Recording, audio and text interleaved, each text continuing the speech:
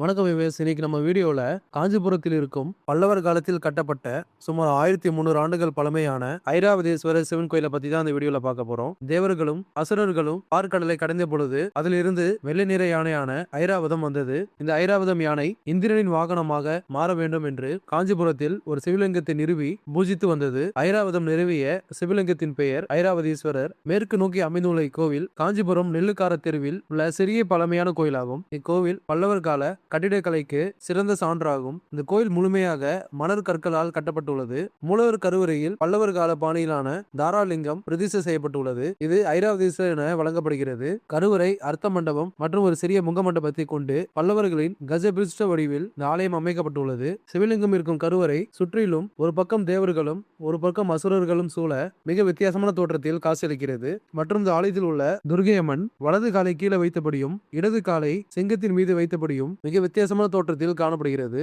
மற்றொரு இடத்தில் வில்லேந்திய சிவபெருமானும் அருகில் பிரம்மா, விஷ்ணு ஆகியோரும் உள்ளனர். மற்றும் சிவரில் கால சமாரமூர்த்தியின் சிற்பமும் காணப்படுகிறது. கிழக்கு பக்கம் உள்ள சிவரில் நாகதேவதை சிதைந்த நிலையில் காணப்படுகிறது. இந்த பழமையான சிவாலயத்தை நீங்களும் வாய்ப்பு கிடைக்கும் போது நேரில் சென்று தரிசனம் செய்யுங்கள். இது போல அறியாத டெம்பிள்ஸ் பத்தி வீடியோஸ் பார்க்க என் சேனலை ஃபாலோ பண்ணிக்கோங்க.